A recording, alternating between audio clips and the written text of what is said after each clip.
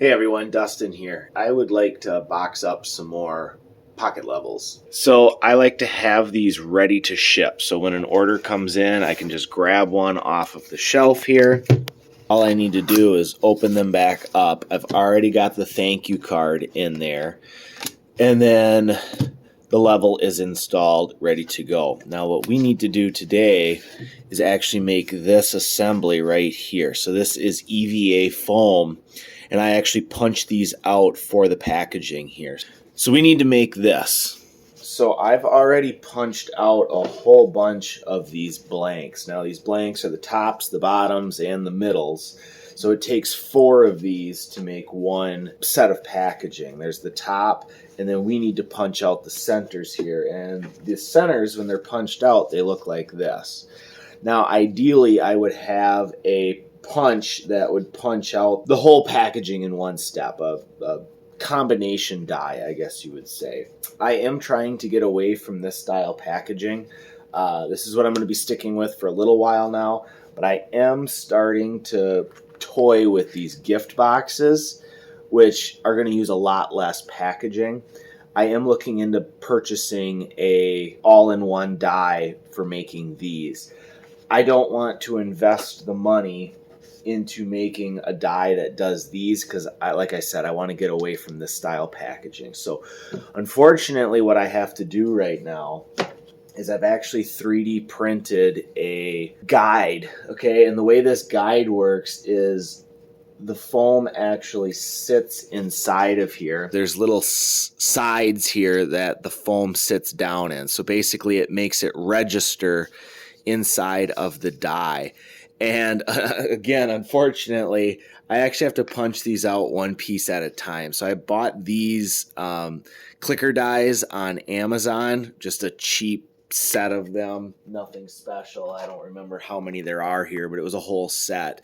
And basically, I'm just piecing together what I have to punch out. Now, again, I understand this is not efficient.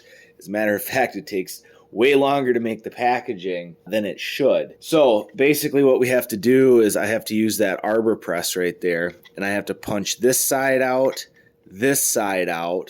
and then I also have to punch out the circle with the circle clicker die. Once they are cut out, they look like this. So this is the final product of making this. It takes 2 of these to make one set of packaging. So we're going to go ahead here. I'd like to package up another 8 of these. So I need to punch 16 of these out.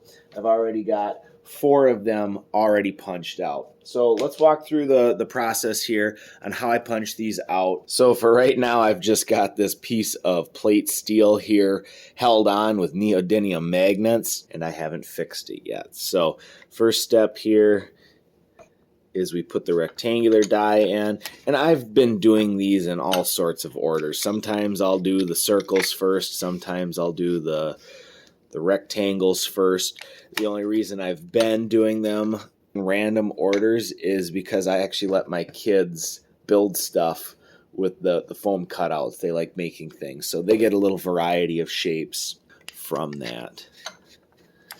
And there we go. So the first one here is done.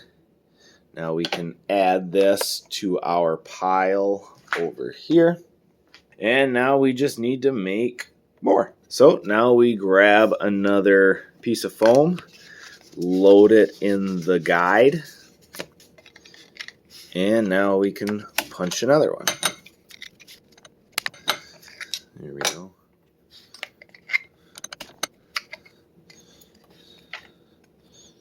And there we go. So I'll do this a few more times. We'll make this little pile here bigger, and then we'll go ahead and assemble a few of these.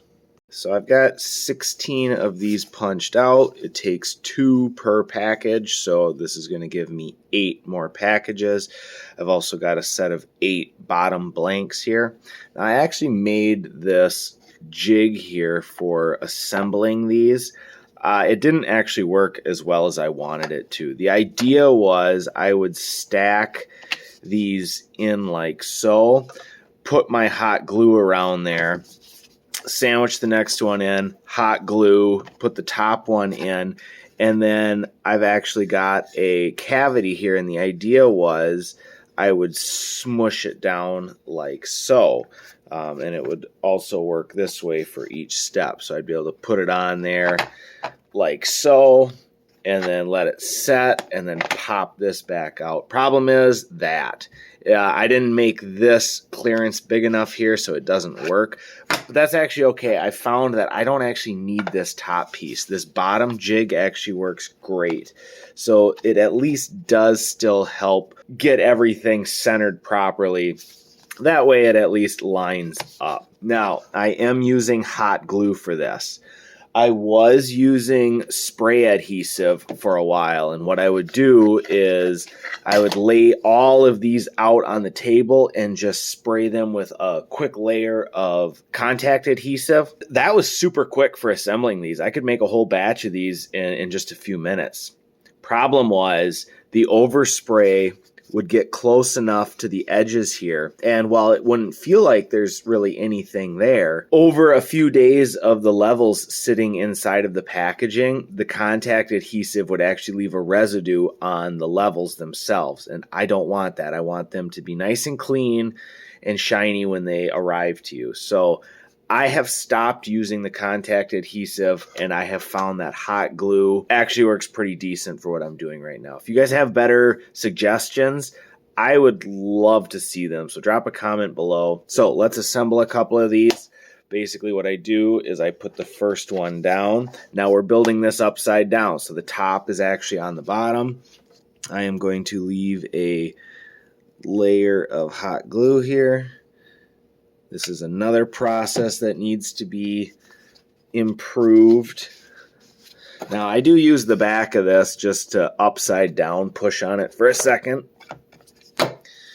And then put another little bit of hot glue on here. See, the problem with this is there's really no way to put a consistent amount of hot glue on. I found so long as I avoid the corners and the edges, it really actually doesn't matter how much is globbed on there. I'd like to find a more methodical process to that, however. But like I mentioned before, I want to get away from these larger blocks of packaging to those gift boxes, a lot smaller. So there we go. There is one assembled foam insert. Now let's make 7 more.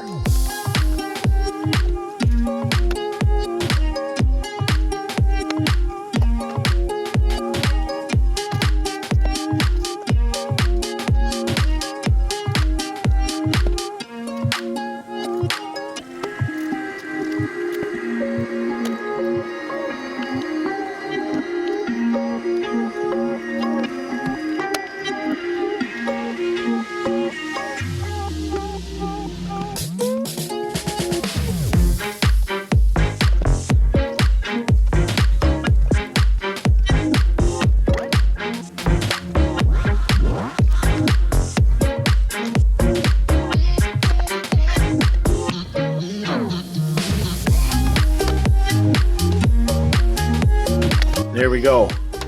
8 of them ready to be put in boxes. So basically what happens here is I've got the 8 foam inserts and I've got 8 tops.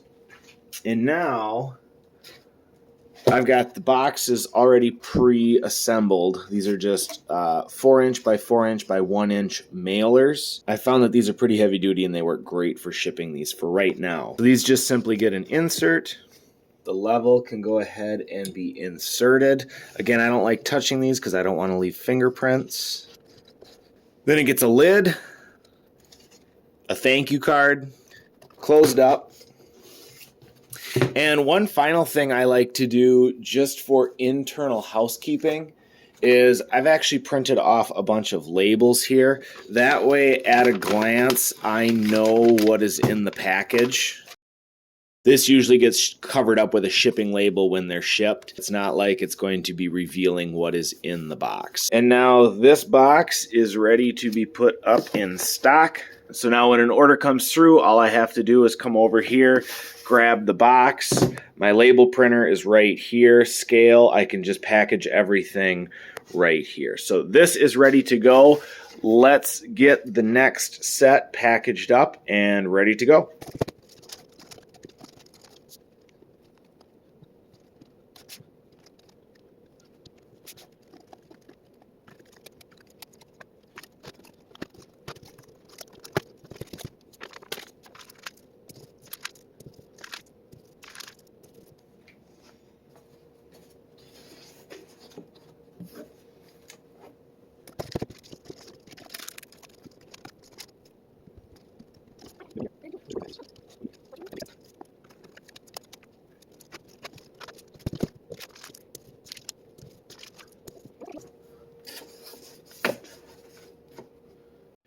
So there is a lot of room for improvement on this process. You just saw me make this kind of packaging, but I also make packaging for the hex levels, and I actually bent my own clicker die for that one. And I also 3D printed a guide for punching these out. I make another type of die here for the keychain levels. The keychain levels look like this, and I actually punch these out in 2 different layers. So the chain actually lays up top, stays a little bit more prominent in the packaging. Finally, I also make custom packages, so when people order a set, they can all be shipped together. Now, I do want to start abandoning this process. Those are really great boxes, but they are very inefficient for the amount of material it takes to package them. So I want to move more towards these gift boxes. This is all still very much in development, though. If you order one of these, you're going to be getting the mailers for right now. Eventually, I want to get to only packaging my products in these gift boxes.